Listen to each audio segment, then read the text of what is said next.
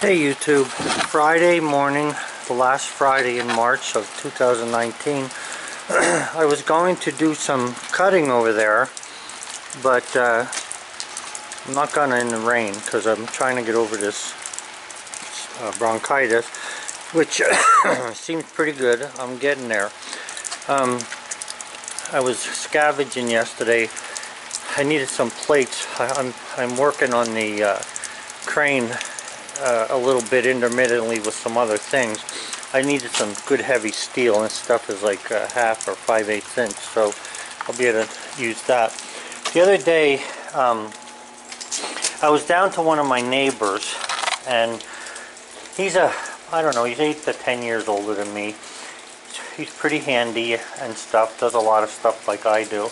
And he had given me this trailer axle and said to me that I could use this to set the crane on and mount that in the bottom of the hole where the pipe's going to be, the 12-inch pipe, to be able to turn the crane easily.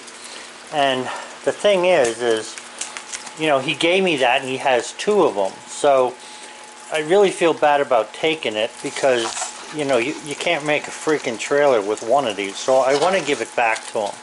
But I took it because I needed some ideas. And what do you want?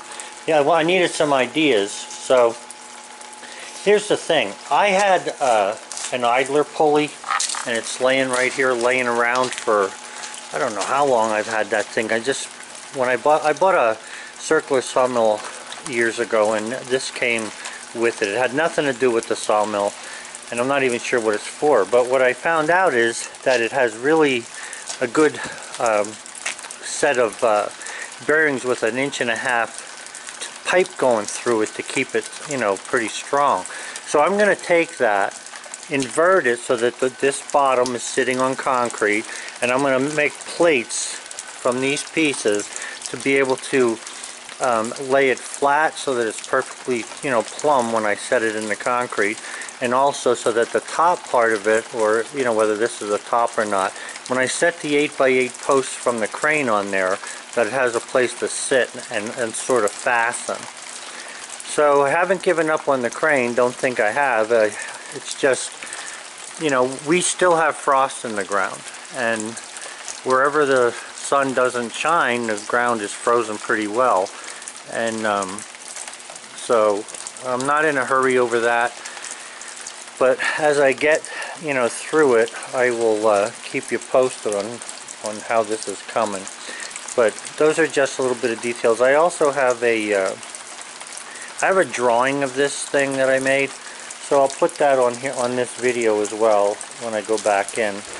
I'm just building a fire right now in the garage to warm things up a little bit, to take the, you know, the moisture out of the air or whatever. So it's supposed to stop raining this afternoon. If it does, I think I'm going to cut that hickory.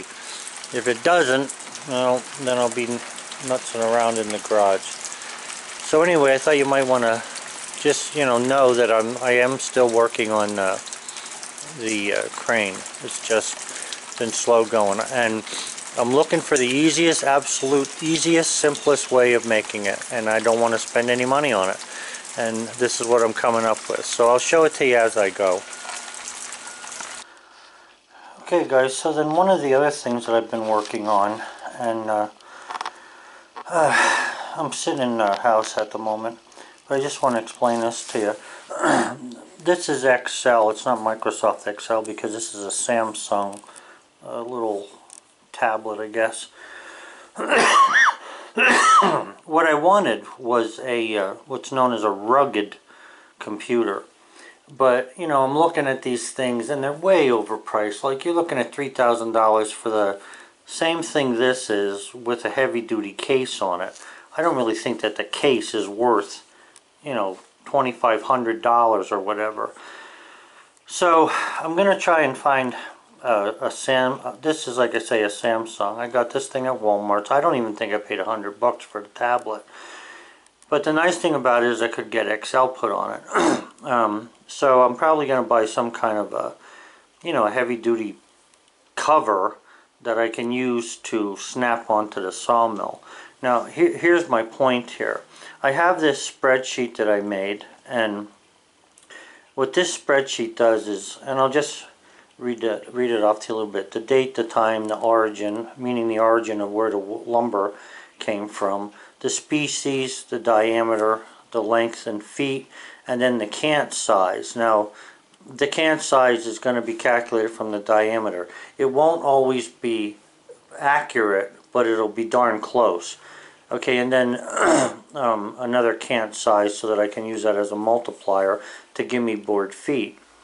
So then I also have a section here of planed lumber. Now the reason I put this planed lumber in here is because I already have lumber that's been cut, so I obviously can't fill in the spreadsheet from lumber that's already been cut when the spreadsheet's based on cutting lumber. So this part of the spreadsheet then over here is based on lumber that I'm about to plane. Now, lumber that I plane does not always, it's not always good. There's sometimes when I'll plane something and I'll just say, okay, this goes on the firewood pile because it's either warped, it's, skewed somehow, split, whatever. So I'm not going to put that on here. This is for, in the plane section, it's for lumber that's actually good stuff, good planed lumber. Now, on the reason I have this, and let me just share this with you. If you're cutting trees down that you're getting from the neighbors, or somebody's giving it to you, however that works, you're probably not going to have any problems with taxes, especially sales tax on this. Although Big Brother, I don't have to tell you how they are. As soon as they smell a freaking penny, they're on it like a bunch of vultures.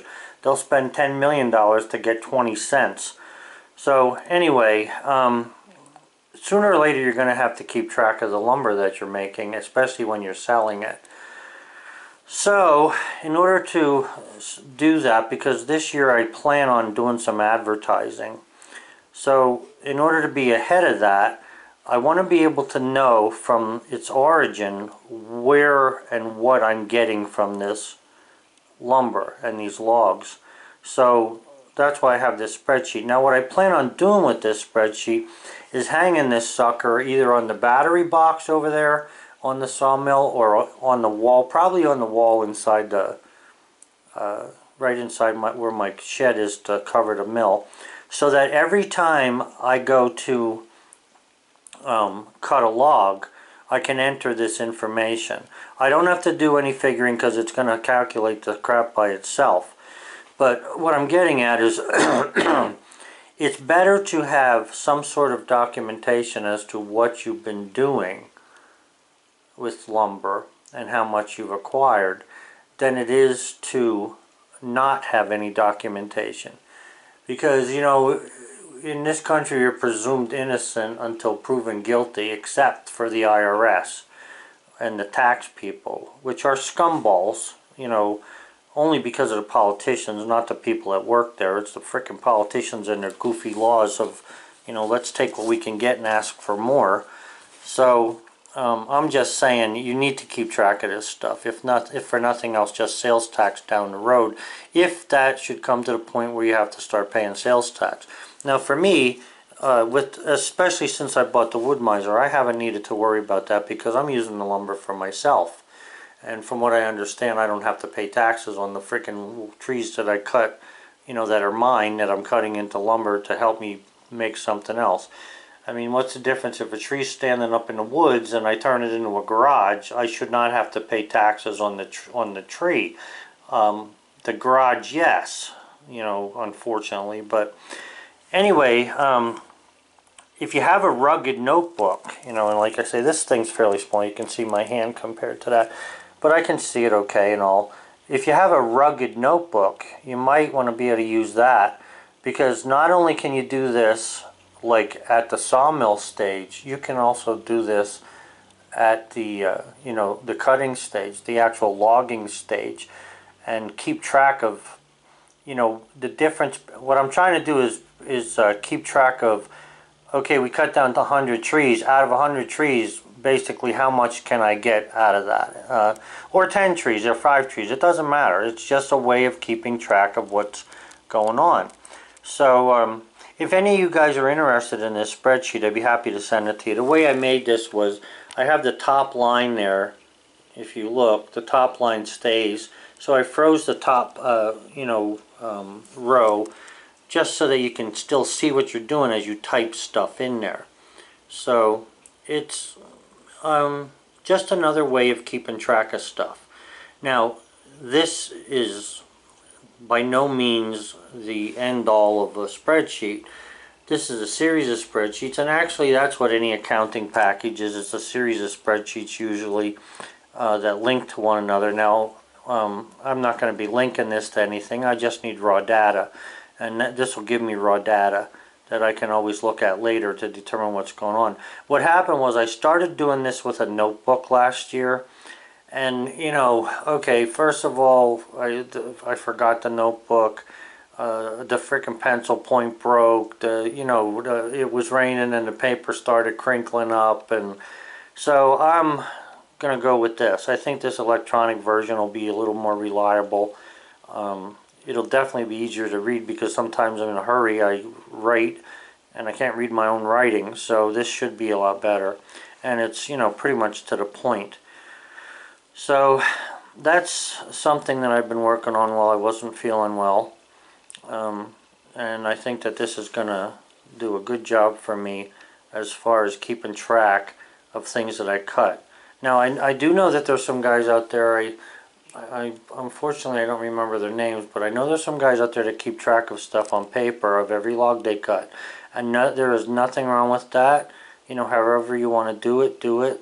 I call this thing the board foot from cant on the mill. So in other words, this is at the mill, or it's at the planer of what I'm getting. At least it can tell you what it'll give you an idea of what your losses are. Okay, so and your gains as far as good lumber goes, because sometimes it's hard.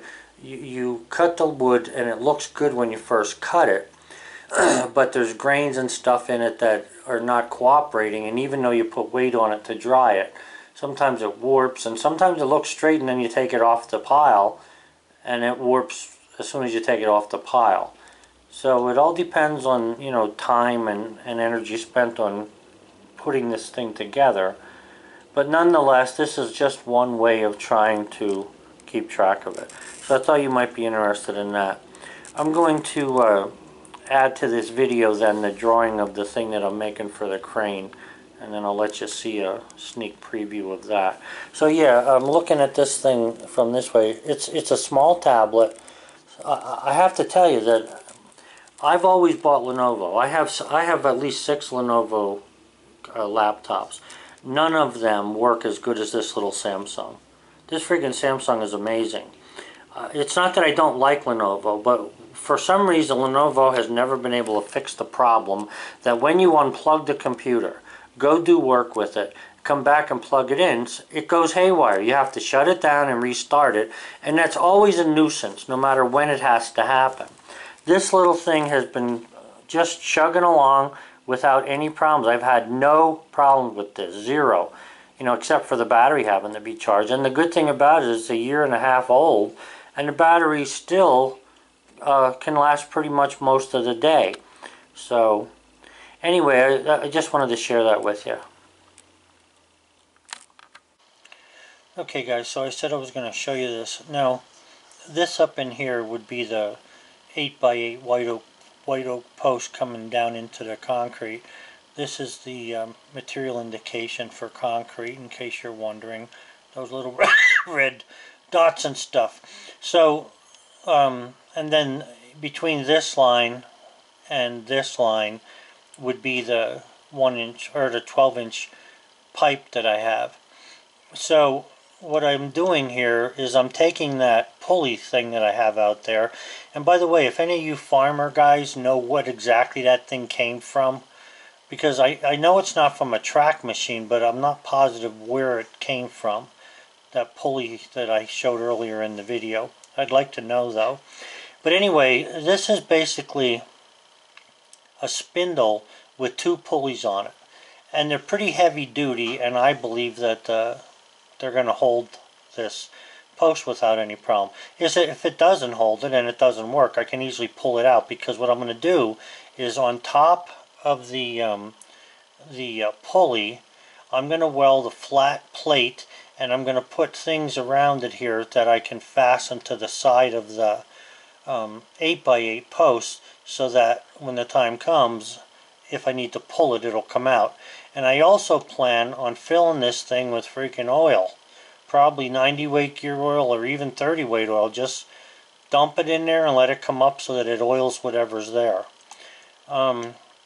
Yeah, so there's actually two pulleys. This pulley would be on a metal plate as well that I'm going to make 12 inches in diameter, so it fits tight inside the pipe so that there's no lateral movement of this. Now, that's certainly not going to hold the top of this from moving, but from what I figured out, and if I show you this here, now this, what looks like a stop sign, was supposed to be a circle. I didn't adjust the roundness of it in the settings, but regardless, imagine this a circle. I figured that between the 8-inch white oak beam of the crane and the 12-inch diameter pipe, you're only going to have like 5/16. So if I put a skid, just a piece of angle iron on the corner of that post, maybe 4 inches long, here and here, and that's on the weighty side, in other words the side of the crane that pulls down, I believe that with a handle on the crane that I'll be able to turn that thing without any problem. Now, I'm sure there's going to be a whole bunch of people going to give me some good ideas on how to do this. My whole point in this is to be able to do it with what I have. And it just so happened that I had this thing laying in the garage for years and finally come up with a way to use it. And then after and I don't even have to wait to pour the concrete until the ground is thawed out naturally and a little drier than it is now. But what I'm going to do is I'm going to take the pipe, probably raise it about 3 inches above the ground, maybe 4 inches, and then I'm going to, set it up in such a way, support it so that I can pour concrete around it. And then I'll be using about 3 to 5 yards of concrete, depending on the size of the hole, to fill this up. And from what I can see, this will be just fine. Now, the other thing that's a little headache here is on the bottom of this pulley, there's a pin extruding down through there. I'm going to see if I can cut that off here so that I can just work with this flat plate. If not, then I'll have to put some kind of a hole in there, but I don't think I'll have to. So anyway, that's the idea at this point now as far as, what's going to happen with the crane. And I'm working on this already, so we'll see what happens. But regardless, the way I'm going to make it is once I embed the pipe into concrete, I will always be able to pull out the mechanism and change it if I need to make it work or not work better, or not to not work, but to make it work better, or to beef something up or oil it or whatever. So that's my intentions at the moment. Alright guys, well, again, these are some of the things I was thinking about while I wasn't feeling well, and just making some sketches here of stuff. So we'll see what happens here with this, and I'll keep you in touch.